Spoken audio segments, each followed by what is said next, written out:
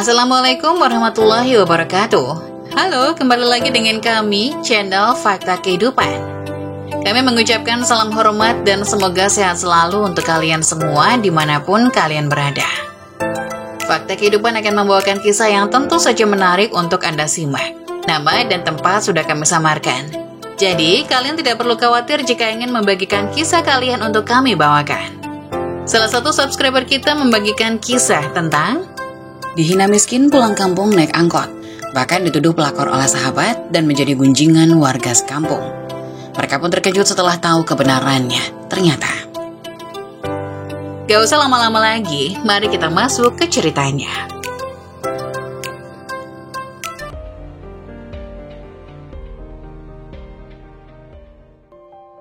Dihina miskin pulang kampung naik angkot, bahkan dituduh pelakor oleh sahabat dan menjadi gunjingan warga sekampung. Mereka pun terkejut setelah tahu kebenarannya. Ternyata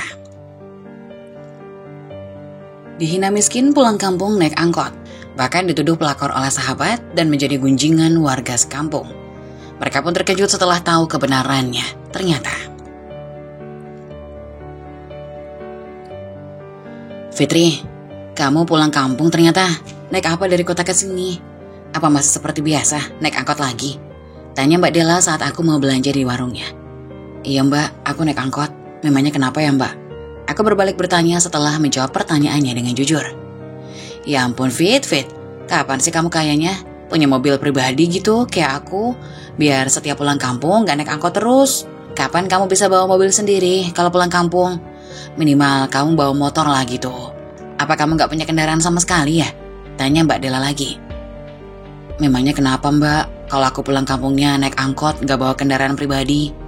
Toh sama saja, intinya pulang kampung. Jawabku acuh. Dasar, pikiran kamu cetek ya. Kamu gak pernah berubah dari dulu.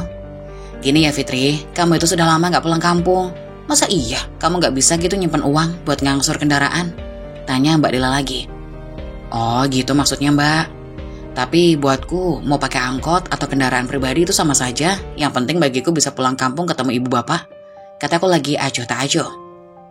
Ih, dasar. Kamu dibilangin sama orang kok malah ngeyel sih. Makanya nikah tuh jangan asal aja. Cari orang yang mapan dong kayak aku. Tapi terserah lah, ujarnya lagi dengan wajah merengut. Terus kamu mau beli apa datang ke sini? Tanya Mbak Della kemudian setelah bertanya ini itu sambil mengemeliku. Aku pun memberitahu apa saja yang aku butuhkan. Mbak Della ini merupakan kakak sepupuku. Dia dan keluarganya memang tidak menyukaiku. Apalagi saat mereka tahu kalau aku menikah dengan orang kota. Mereka selalu menghinaku.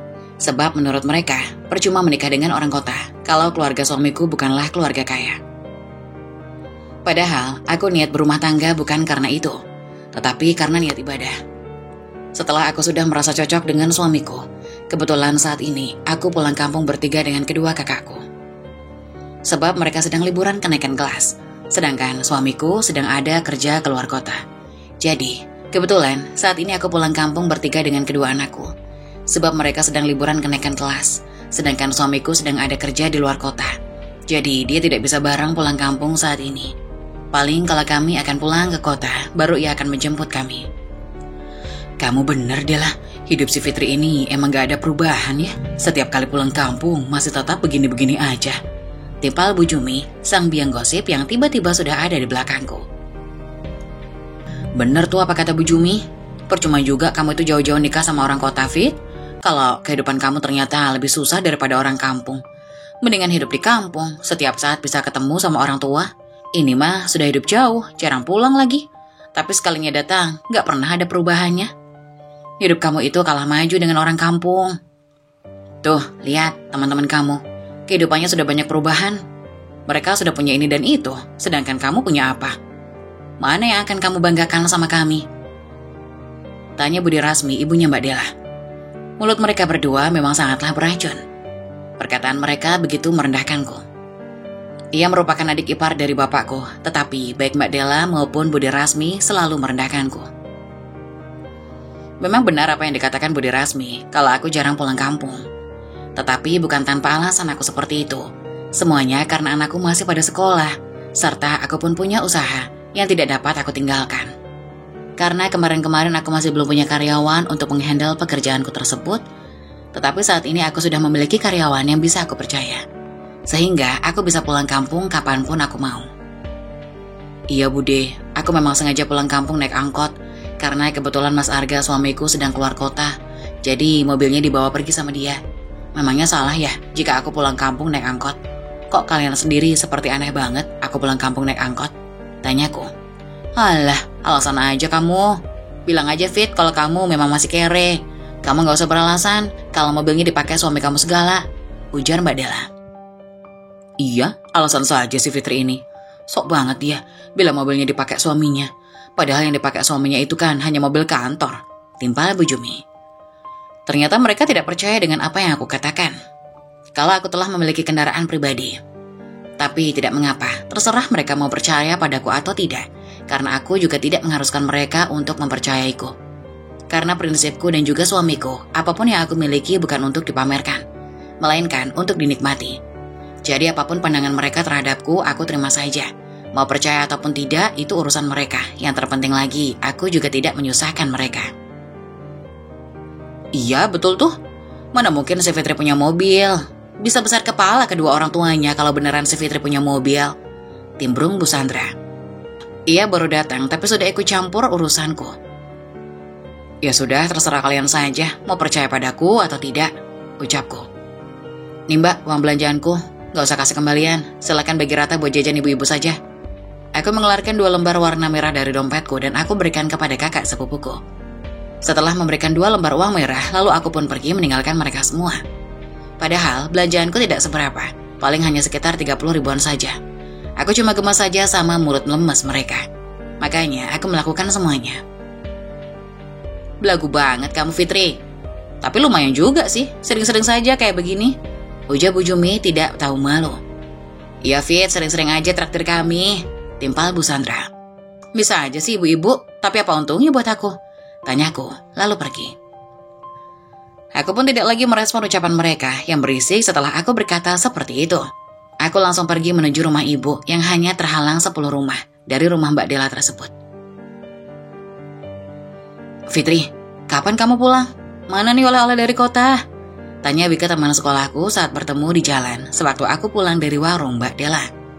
Aku gak bawa oleh banyak-banyak Wik. Soalnya aku datangnya naik angkot. Kalau kamu mau datang aja ke rumahku ya. Aku jawab pertanyaan Wika. Ya ampun Fit, ternyata kamu ini masih kere aja sih.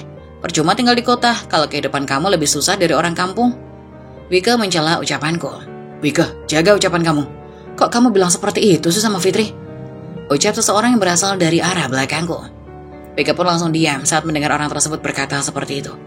Aku pun menengok ke arah suara itu. Rupanya orang tersebut adalah Mas Faruk, suaminya Wika. Pantas saja jika Wika langsung terdiam saat orang tersebut menegurnya. Mas Faruk juga merupakan temanku sewaktu aku kecil, cuma umurnya 3 tahun berada di atasku. Ia merupakan kakak kelasku. Ia juga yang selalu membantuku sewaktu aku mendapat kesulitan di sekolah maupun dimanapun aku berada. Mas Faruk, lirikku. Iya Fit, apa kabar kamu? Kapan datang? Tanya Mas Faruk kepadaku. Raut wajah Wika langsung merenggut saat mendengar suaminya bertanya kabar kepadaku. Entah kenapa dia seperti itu. Apa mungkin dia cemburu? Padahal Wika juga tahu kalau aku dan Mas Faruk sudah dekat dari kecil. Apalagi rumahku dengan rumah orang tua Mas Faruk bertetangga. Mereka juga merupakan teman baik. Bahkan hubungan Mas Faruk dan Wika bisa menjadi suami istri. Itu juga ada campur tangan dariku. Aku yang mendekatkan mereka berdua. Tapi ternyata Wika malah bagaikan kacang lupa akan kulitnya. Kabar aku baik Mas, aku datang tadi pagi, sahutku. Oh syukurlah, suami kamu ikut pulang kampung? Tanyanya lagi. Mas Faruk juga bertanya tentang Mas Arga, suamiku. Ia memang peduli tentang keluargaku. Ketika aku pulang kampung, tetapi aku melihat wajah Wika tambah tidak karuan. Saat suaminya Mas Faruk terus bertanya ini dan itu kepadaku. Mas Arga nggak ikut pulang Mas, Fitri pulang kampung hanya bertiga sama anak-anak. Soalnya Mas Arga sedang ada kerjaan ke luar negeri. Aku menerangkan sedetail mungkin tentang keadaan aku dan suamiku. Mas, kamu apa-apaan sih? Udah dong, jangan tanya sampai sejauh itu. Apa kamu masih suka ya sama Fitri? Tanya Wika dengan nada yang penuh emosi. Aku merasa kaget saat mendengar pertanyaan terakhir yang diucapkan Wika. Aku sampai bertanya-tanya dalam hati. Apa maksud dari ucapan Wika itu? Apa benar Mas Faruk pernah menyukaiku? Kapan? Kok aku tidak tahu? Mas Faruk tidak pernah mengutarakan apapun tentang isi hatinya padaku. Makanya aku merasa kaget saat mendengar perkataan Wike barusan. "Wike, kamu ngomong apa sih?" tanya Mas Faruk kepada istrinya. "Alah, jangan pura-pura gak tahu Mas. Kamu masih suka kan sama si Fitri, makanya kamu kepo ini dan itu?" tanya Wike lagi. Ia berkata, sambil menunjuk-nunjuk ke arahku, serta dengan mata yang melotot tajam ke arah suaminya itu. Aku pun merasa tidak enak hati melihat pasangan suami istri bertengkar karena cemburu pada aku. "Mas Faruk, Wike, maaf, aku mau permisi pulang. Silakan kalian bereskan urusannya di rumah kalian saja, jangan di tengah jalan begini. Malu dilihat orang." Aku pamit kepada Mas Faruk dan juga Wike. "Semua ini juga terjadi karena kamu, Fit. Karena kedatangan kamu ke kampung ini, suamiku jadi berkata kasar sama aku." Wike berkata sambil menyalahkanku. "Wike, kamu gak usah nyalain orang lain dalam masalah ini. Aku seperti ini juga karena sifat kamu yang gak sopan sama Fitri tadi. Makanya kalau kamu tidak mau aku salahkan, kamu jangan pernah berbuat atau berkata kasar sama orang lain. Apalagi Fitri ini kan teman kamu dari kecil. Masa iya sih kamu malah memusuhinya?" Mas Faruk menasihati istrinya. Ia memberitahu letak kesalahan istrinya itu, serta meminta untuk tidak mengulanginya lagi. Aku tambah tidak merasa nyaman berada di tengah-tengah pasangan suami istri yang sedang bertengkar ini.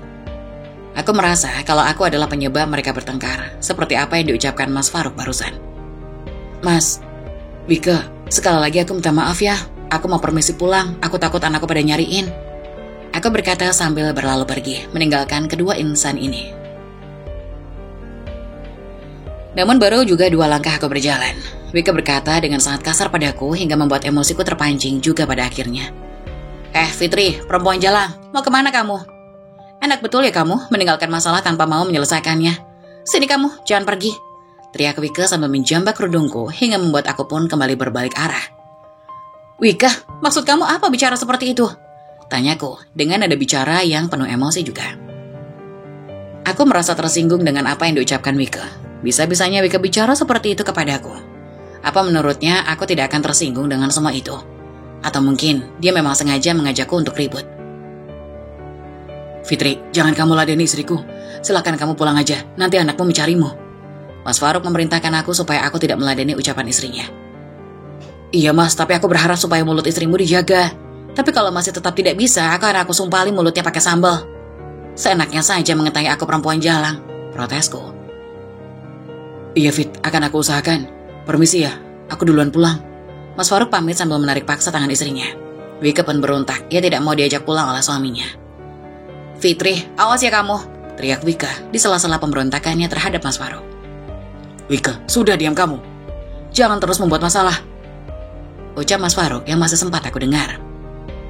Aku pun geleng-geleng kepala saat melihat tingkah laku teman masa kecilku yang kini sudah banyak berubah. Setelah itu aku pun kembali melanjutkan perjalanan menuju rumah ibuku.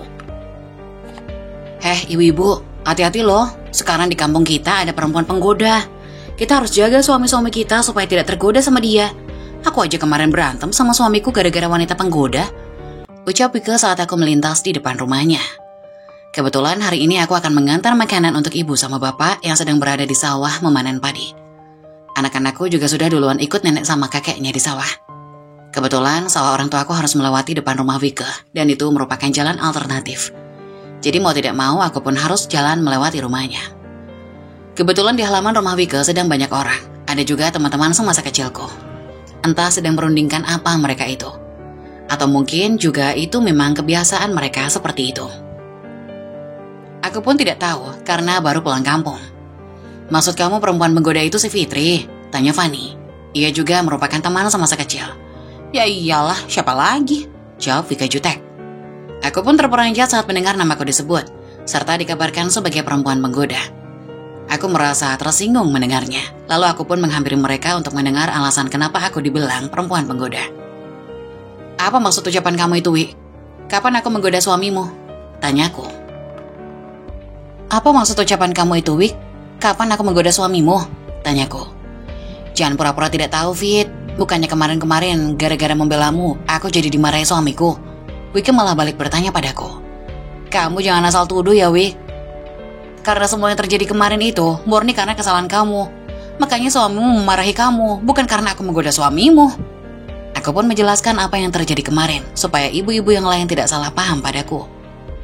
Aku tidak mau niat pulang kampungku saat ini malah menjadikan aku hina di mata masyarakat. Aku pulang kampung karena ingin menengok keluargaku sekaligus menghilangkan penat yang ada di kepalaku karena selalu sibuk mencari rupiah. Kamu jangan ngelak lagi, Fitri. Sudah jelas semuanya gara-gara kamu. Ujar Wike tetap bersikukuh dengan pendiriannya. Mungkin si Fitri mendekati Mas Faruk karena hidup Mas Faruk sudah tajir sekarang. Dia ingin numpang hidup enak sama kamu, Wik. Sebab hidup si Fitri sama suaminya kan begitu-begitu aja. Hidupnya nggak ada perubahan. Fani menyangkut pautkan semuanya dengan kehidupanku, yang menurut mereka aku dan Mas Arga hidup susah. Terserah kalian mau membicarakan aku apa, tapi aku akan membuktikan kepada kalian kalau ucapan kalian semuanya itu salah. Setelah itu, aku akan meminta pertanggungjawaban kalian semuanya lebih dari apa yang kalian lakukan terhadapku. Aku berkata sambil berlalu pergi. Aku tidak lagi meladeni ucapan mereka karena aku baru ingat kalau aku mau mengantar makanan untuk orang tua serta anakku di sawah. Aku takut kalau aku tetap meladeni mereka, keluargaku malah akan kelaparan di sana. Dasar perempuan penggoda. Bilang aja kalau kamu itu memang mengakui dengan apa yang aku ucapkan. Gak usah bilang tidak kalau memang kamu iya. Fani mengataiku, tetapi aku tidak mau meladeninya lagi. Iya, Van, kamu benar. Si Fitri itu biang kerok di kampung kita sekarang. Kita harus waspada. Jangan sampai suami kita digodain sama dia. Enak aja mau numpang hidup. Timpal Wike, ia berkata dengan begitu keras. Aku yakin suaranya sengaja dikeramatkan supaya aku bisa mendengarnya. Aku tekadkan hati supaya tidak berontak. Aku tetap berjalan untuk menuju sawah orang tuaku. Sebab keluargaku di sana sedang menanti kedatanganku. Sesampainya di sawah, aku melihat ibu dan bapak sedang bekerja. Sedangkan anak-anakku sedang duduk di saung yang ada di sana. Aku pun segera menghampiri anak-anakku, kemudian menyuruh mereka mengajak nenek serta kakeknya makan. Bu, kenapa ya kok setiap aku pulang kampung, semua orang sepertinya tidak ada yang menyukaiku? Bahkan Budi Rasmi serta Mbak Diala tidak pernah berhenti membenciku. Apa karena aku menikah dengan orang kota? Memangnya apa yang salah jika aku menikah dengan orang kota? Tanyaku kepada ibu saat kami sudah selesai makan. Tidak ada yang salah jika kamu mau menikah dengan orang kota atau dengan orang kampung. Tetapi yang salah itu cara berpikir orang-orang yang sedari dulu membuli kamu, termasuk Budi dan kakak sepupumu itu. Ibu menjawab pertanyaanku. Tapi biar begitu, kamu jangan pernah merasa dendam sama mereka. Biarpun mereka telah begitu menyakitimu. Mereka semua itu sebenarnya iri kepadamu, sebab mereka tidak bisa sepertimu. Kamu itu lebih segalanya dari mereka. Makanya, dulu banyak pria yang datang untuk melamarmu. Ibu menjelaskan duduk persoalannya, kenapa mereka sejahat itu padaku. Ternyata karena mereka semua itu merasa iri terhadapku, sehingga sampai saat ini mereka terus membuliku. Memangnya masih ada orang yang mengganggu kamu lagi, nak? Tanya ibu kemudian. Iya, Bu, bahkan mereka mengantaiku sebagai perempuan jalang segala. Aku berterus terang kepada ibu, sebab dia adalah orang yang selalu setia mendengarkan curhatanku. Ya sudah, kamu jangan ambil pusing perkataan mereka. Biarkanlah mereka berkata apa. Toh, semua perkataan baik dan buruknya juga akan berbalik ke diri mereka masing-masing. Ibu memberi pepatah kepadaku, supaya aku tidak membalas perbuatan buruk semua orang yang selalu menghinaku. Aku pun mengiyakan apa yang ibuku pesankan kepadaku, karena apa yang diucapkan ibu itu merupakan jalan terbaik untukku. Bunda, Arhan mau bantu kakek lagi ya, pinta anak sulungku yang baru berusia 10 tahun dan kini mau masuk ke kelas 6 sekolah dasar. Iya bun, Aninda juga mau bantu kakek lagi. Anak bungsuku meminta izin untuk membantu kakeknya. Aninda kini baru berusia 7 tahun dan baru masuk sekolah dasar. Boleh, tapi kalian tetap harus hati-hati ya. Jangan sampai bercanda bantu kakeknya, pesanku. Iya bun, sahut mereka secara bersamaan. Setelah mendapat izin dariku, mereka pun kini membantu kakeknya mengangkut batang padi yang baru dipotong. Aku membereskan bekas makan, sedangkan ibu pun langsung bekerja seperti semula. Selesai membereskan sisa makanan, aku pun membantu ibu merontokkan padi dari batangnya. Fit, tunggu. Seru Mas Faruk saat aku mendahului ibu dan bapak pulang dari sawah. Aku dan anakku pulang duluan sebab hari sudah menjelang asar. Sedangkan ibu serta bapak membereskan padi yang baru kami panen untuk disimpan di saung. Biar besok pagi tinggal dijemur. Iya mas, ada apa? Tanyaku. Fit, maafin sikap Vika ya. Dia memang tidak suka sama kamu, gara-gara aku pernah bilang sama dia kalau sebenarnya dulu aku menaruh perasaan sama kamu. Mas Faruk mengungkapkan maksudnya, kenapa dia meminta aku untuk menunggunya. Oh, Ternyata begitu ya Mas. Pantesan saja istrimu bilang kalau aku perempuan jalang dan lain sebagainya. Rupanya dia itu cemburu dan dia juga takut jika aku beneran menyukaimu. Bahkan memprovokasi ibu-ibu supaya menjaga para suaminya jangan sampai tergoda olehku, terangku. Aku pun akhirnya berterus terang tentang perkataan yang diucapkan tadi pagi. Mas Faruk juga bengong saat mendengar apa yang aku ceritakan barusan. Sepertinya dia tidak percaya jika istrinya sampai berbuat seperti itu karena rasa cemburunya. Fitri, apa Wike beneran berkata seperti itu padamu? Tanyanya tidak percaya. Iya Mas, jawabku. Aku menjawab apa adanya sesuai dengan apa yang diucapkan Wike dan warga yang lain tentang diriku. Ya ampun Wike, katanya kamu mau berubah, tapi kok tetap aja jadi perempuan barbar. Ucap Mas Faruk mengomentari sikap istrinya. Ya sudah Mas, aku duluan ya. Aku gak mau istrimu salah paham lagi. Nanti dia bisa berbuat yang lebih dari ini. Aku pamit kepada Mas Faruk, ingin segera pulang sebab tidak mau Wike kembali salah paham. Setelah pamit, aku dan kedua anakku pun kembali berjalan menuju rumah, meninggalkan Mas Faruk yang masih mematung. Sesampainya di depan rumahku, aku dikagetkan dengan tarikan dari tangan seseorang yang menarik tanganku dari arah belakang secara brutal. Beruntung, aku memegang perabotannya dengan kuat, jadi tidak sampai tumpah. Ada apa sih ini? Main tarik-tarik tangan orang saja? Tanyaku dengan nada suara yang aku buat naik 1 oktav, sebab aku merasa kesal. Kamu jangan pura-pura tidak tahu dengan apa yang kamu telah lakukan ya Fitri. Ngomong apa kamu sama suamiku, sampai dia datang-datang marah besar sama aku? Ayo, jawab ngomong apa? Tanya Wike malah bertanya balik padaku. Rupanya Mas Faruk telah memarahi istrinya setelah aku beritahu kelakuan istrinya yang pencemburu itu. Namun, Wike bukannya menyadari kesalahannya. Tapi ia malah menyalahkan aku. Memang dasar Wike orangnya egois. Dia tidak mau mengakui kesalahan dan tidak merasa bersalah. Kamu mau tahu apa yang aku katakan pada suamimu, Wik? Aku bilang sama Mas Faruk tentang semua ucapan yang tadi pagi kamu katakan padaku. Kamu gak terima dengan semua itu. Makanya, kamu itu mikir dulu kalau mau melakukan apapun sama orang lain. Karena orang yang selalu kamu jahatin tidak akan selamanya diam, tetapi bisa saja dia akan berontak.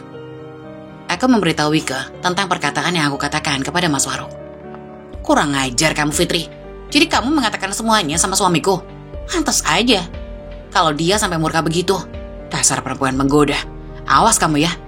Wike berkata sambil memelintirkan tanganku hingga barang yang sedang aku pegang terjatuh. Wike mengamuk. Ia juga menjambak kerudung yang aku pakai hingga lepas. Aku pun berusaha meminta pertolongan. Anak-anakku pun ikut melerai tapi tidak bisa. Karena tenaga Wike seperti sedang kesetanan. Ia terus mengamuk hingga tidak kusangka ia mendorong anak bungsuku yang ikut membela ibunya. Wike mendorong Aninda hingga ia terbentur ke sudut teras rumah yang lancip. Anakku menjerit kesakitan. Aku pun terperanjat karena melihat darah yang mengucur dari kening anakku. Arhan yang melihat adiknya menangis dan terluka langsung segera menolong adiknya karena aku terus berteriak minta tolong. Banyak warga yang datang menghampiri. Mereka pun melerai kami termasuk Mas Faruk. Plak! Satu tamparan dari tangan kekar Mas Faruk mendarat di pipi Wike. Sakit Mas, ucap Wike sambil memegang pipi yang barusan ditampar suaminya itu. Sakit kamu bilang? Tamparanku tidak sampai mengeluarkan darah seperti yang anak Fitri alami. Kamu itu pantas mendapatkan semua ini. Kamu itu sudah keterlaluan, kamu telah kurang ajar Wike. Tidak puaskah kamu terus mengganggu Fitri? Bahkan kamu selalu membuat ulah. Kamu itu pantas mendapatkan semua ini. Kamu itu sudah keterlaluan, kamu sudah kurang ajar Wike. Tidak puaskah kamu terus mengganggu Fitri? Bahkan kamu selalu membuat ulah, serta kamu selalu membuat aku malu, ha? Mas Faruk memarahi Wike di depan orang banyak. Sedangkan, anakku diobati oleh para tetangga yang selalu baik padaku, karena tidak semua orang bersifat seenaknya. Ada juga yang masih menghargai satu sama lainnya. Mas, kenapa kamu malah selalu bela Fitri? Aku melakukan semua ini juga karena ulah dia, yang sudah lancang menceritakan semua yang aku katakan sama kamu. Aku tidak suka kamu terus berdekatan dengan dia, Mas. Bukankah kamu tahu itu? Tanya Wike kepada Mas Faruk sambil berderai air mata. Wike, harusnya kamu itu sadar, karena rasa cemburu buta yang kamu rasa, kamu telah begitu jauh bertindak. Bahkan kamu sampai melukai anak orang. Kamu harus bertanggung jawab mengobati anaknya Fitri. Aku sudah tidak sanggup lagi hidup dengan orang posesif seperti kamu. Aku juga sudah tidak sudi lagi hidup bersama kamu. Apalagi sampai sekarang, kita belum juga punya keturunan. Mas Faruk mengungkapkan rasa kecewanya terhadap tindakan yang dilakukan oleh Wike. Apa maksud kamu, Mas? Kamu mau ninggalin aku? Tanya Wike. Sedangkan Mas Faruk tidak menjawab ucapan Wike, tetapi ia malah mendekati Andinda yang sudah mendapat pertolongan pertama. Tidak berapa lama orang tuaku datang. Mereka datang dengan tergopoh-gopoh. Ibu dan bapak datang setelah ada tetangga yang memberitahunya kalau aku dan anakku dianiaya oleh Wika. Fitri, ada apa ini? Kenapa cucu bapak terluka? Tanya bapak. Kakek, semua ini gara-gara ibu ini. Dia datang-datang memarahi dan menganiaya ibu, hingga adik sampai terluka. Arhan menjawab dan menjelaskan semuanya kepada bapakku. Wika, kenapa kamu melakukan semua ini ya?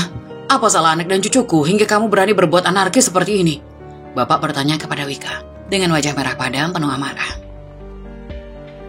Apalagi saat ini bapak dalam keadaan lelah, serta diberi suguhan yang tidak mengenakan mata dan hatinya.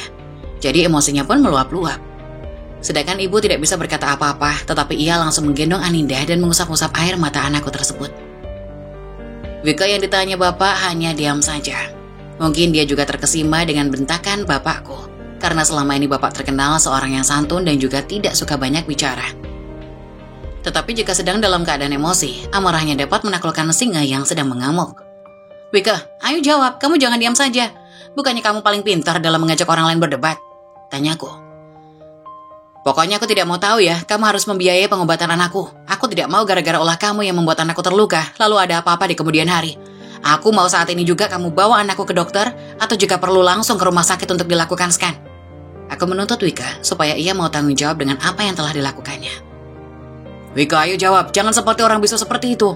Mas Faruk menegur istrinya itu. Mas Faruk sepertinya kesal sekali terhadap istrinya ini. Wika juga keterlaluan banget, gara-gara cemburu buta hingga ia berbuat seanarkis seperti ini. Sudah, lebih baik kalian semua bubar. Aku hanya meminta anak Faruk dan Wika untuk masuk ke rumahku, karena aku akan meminta pertanggungjawaban kepada kalian. Sebab kalian telah membuat keributan hingga mengakibatkan cucuku cedera. Bapak membubarkan kerumunan warga kampung yang menyaksikan pertikaian ini. Semua orang pun bubar. Hanya tersisa Wika dan Mas Faruk saja. Kemudian, kami pun masuk ke dalam rumah sebab kami akan membahas tentang pertanggungjawaban Wika terhadap kesembuhan anakku tersebut. Nah Faruk, bagaimana ini? Cucuku jadi cedera karena ulah istrimu. Bapak tidak mau menantuku Arga sampai menyalahkan kami, sebab menganggap kami telah teledor mengurus anak. Bapak memulai percakapan setelah tadi ia bersih-bersih terlebih dahulu. Iya Pak, saya tahu semua ini karena ulah istri saya. Tapi mulai saat ini, saya tidak mau ikut campur lagi dengan apa yang telah dia lakukan. Bukan berarti saya akan lepas tanggung jawab ya Pak. Hanya saja saya ingin melihat bagaimana pertanggungjawaban istri saya tanpa campur tangan dari saya. Mas Faruk pun mengungkapkan apa yang telah menjadi keputusannya. Rupanya Mas Faruk angkat tangan. Dia tidak mau membantu Wika untuk mempertanggungjawabkan perbuatan istrinya tersebut. Maksudmu apa Mas? Mas tidak mau bantu aku untuk membiayai pengobatan anaknya Fitri? Wika bertanya kepada suaminya. Iya, aku memang tidak mau membantumu Wika. Aku ingin melihat sekeras apa usahamu tanpa bantuan dan campur tangan aku. Karena selama ini, kamu tidak pernah mendengar apapun yang aku serahkan. Mas Faruk menjelaskan kepada Wika. Ia memberi alasan kenapa ia sampai tidak mau membantu istrinya itu. Rupanya, Mas Faruk seolah menyerah dengan apa yang telah dilakukan istrinya. Karena semua pepatah yang diucapkan Mas Faruk tidak pernah sekalipun didengar oleh Wika. Terus aku masih minta tolong sama siapa, Mas? Tanyanya lagi. Ya kamu pikir saja sendiri, berani berbuat mesti berani bertanggung jawab. Makanya mikir dulu sebelum bertindak, sahut Mas Faruk sinis.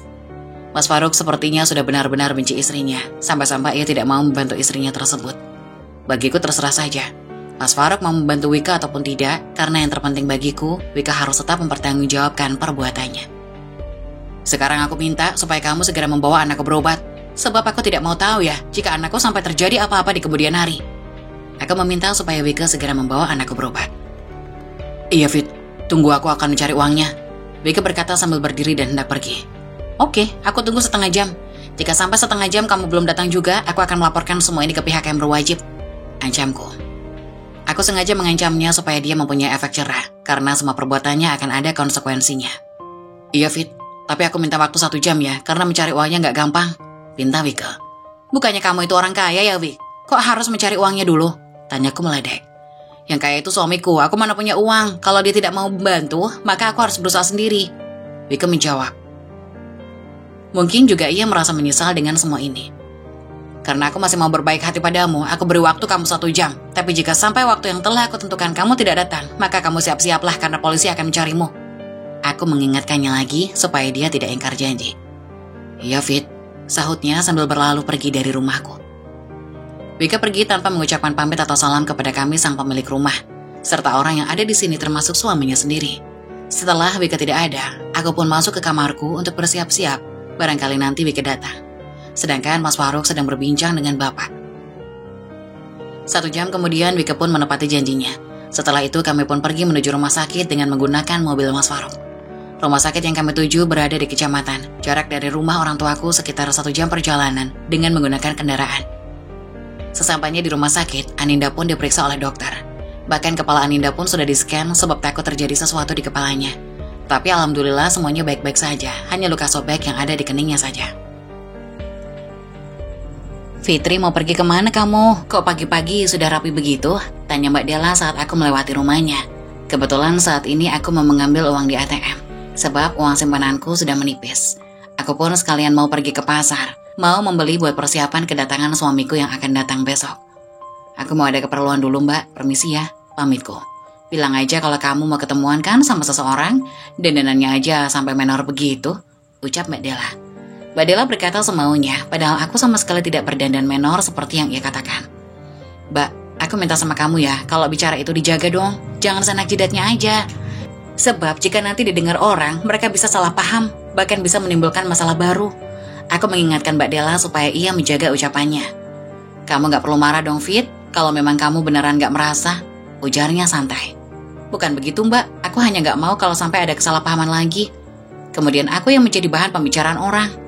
Aku memberitahu Mbak Della tentang arah pembicaraanku. Ya sudah, aku permisi ya Mbak, assalamualaikum, pamitku. Setelah itu aku pun pergi menuju pangkalan ojek yang akan aku minta buat mengantarkan aku ke tempat tujuanku. Sesampainya di tempat mesin ATM, aku pun segera menarik uang sesuai dengan yang aku butuhkan. Kemudian aku pun segera pergi ke pasar buat mencari bahan makanan yang disukai oleh suamiku.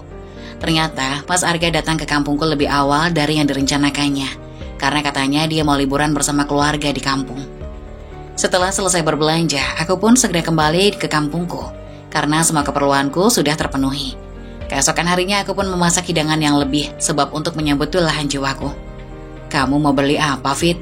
Tanya Budi Rasmi. Ternyata ia yang meladeniku saat aku belanja tisu di warung anaknya. Aku mau beli tisu Bude, sahutku. Beli tisu buat apa? Tanyanya menyelidik. Suamiku mau datang Bude, dia terbiasa harus ada tisu di rumah, terangku. Aku pun memberitahu Budi Rasmi untuk apa tisu tersebut, karena memang kenyataannya kalau suamiku mesti menyediakan tisu. Baru sekali suamimu, buang-buang uang buat hal sepele. Pantas saja kalau hidup kalian tidak ada kemajuan, karena kalian tidak bisa mengatur keuangan, ujarnya. Bukan karena boros Bude, tapi karena sudah terbiasa seperti itu. Soalnya di kota biarpun orang nggak punya, jika hanya untuk membeli tisu saja mah pasti bisa, karena harga tisu nggak seberapa, terangku. Ya sudah terserah kamu, ini tisunya, harganya 10.000, jelas Budi Rasmi sambil memberikan 1 kotak tisu. Aku pun segera menerimanya saat aku masih berada di warung mobil Civic Turbo warna merah melintas. Kemudian terparkir tepat di depan warung Mbak Della. Kok ada mobil orang kaya parkir sih? Apa mungkin itu suaminya Della ya? Mungkin juga diam-diam ia beli mobil untuk memberikan kejutan buat anakku, celetuk Budi seenaknya. Itu mobil siapa mah? Mungkin suamimu beli mobil buat kamu? Jawab Budi Rasmi dengan wajah berbinar. Ah yang bener mah, apa dia menghadiahkan mobil semewah ini buat aku? Bisa jadi dia, kan suamimu naik jabatan toh? Kata Budi Rasmi sambil memanas-manasi. Fitri pun diam saja mendengar percakapan dua orang itu yang seakan sengaja membuat dirinya merasa kesal. Tunggu saja sebentar lagi suamimu keluar dengan pakaian kantornya, kata Budi Rasmi. Iya mah, pasti suamiku terlihat tampan dan gagah saat keluar dari mobil mewah itu, kata Mbak Della. Kemudian seorang pria yang tampan dan gagah itu pun keluar. Ia berbadan tegap menggunakan setelan jas dan mengenakan kacamata layaknya seorang manajer. Pria itu pun berjalan menuju ke arah mereka yang sedang menatapnya. Pria itu langsung memeluk Fitri dengan mesra. Kok mas sudah sampai? Kata Fitri. Budi Rasmi dan Della pun terkejut bukan main melihat Fitri yang ternyata kenal dengan pria tampan itu. Kok Fitri kenal sama pria itu mah? Kata Mbak Della sambil berbisik. Halah, pasti itu pria simpanan si Fitri yang lain, kata Budi. Iya sayang, soalnya perjalanan lancar, nggak macet di jalan. Kamu ngapain di sini? Habis beli sesuatu? Kata Mas Arga yang melihat istrinya yang membawa kresek. Iya ini mas, habis beli tisu buat persediaan di rumah. Oh iya, ini kenalin mas, ini Budi Rasmi dan Mbak Della. Oh iya, kenalin Bude, saya Arga suaminya Fitri, kata Mas Arga sambil menjulurkan tangannya. Bude dan Mbak Della yang diam saja seakan-akan tidak percaya bahwa pria tampan dan kaya yang ada di hadapannya ini adalah suamiku. Iya, saya budenya Fitri dan ini anak saya Della, kata Budi Rasmi sambil menahan malu atas kata-katanya yang sombong tadi. Ya udah yuk sayang, aku mau ketemu sama bapak ibu sekalian istirahat. Ini udah dibayar belum? Oh iya, sebentar sayang, aku bayar dulu. Jadi berapa Bude? Kata Fitri. 10.000, kata Budi cuek. Ini sayang pakai uang ini aja, kata Mas Arga sambil memberikan uang selembar berwarna merah. Gak ada uang pas aja, ini gak ada kembaliannya, kata Budi Rasmi sambil menggerutu. Gak apa-apa Budi, ambil.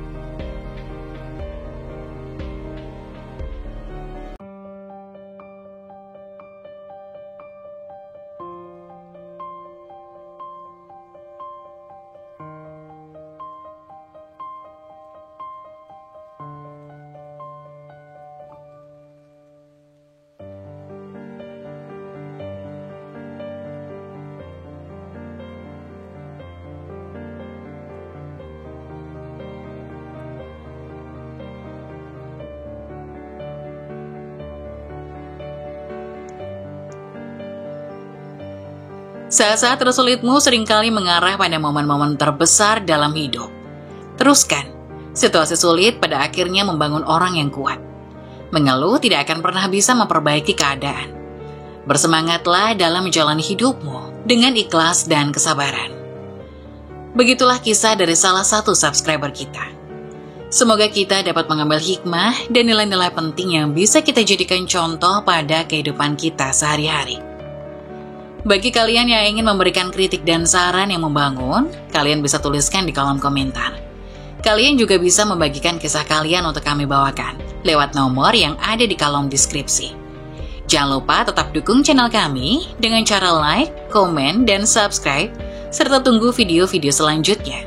Sekian dari saya, terima kasih. Wassalamualaikum warahmatullahi wabarakatuh.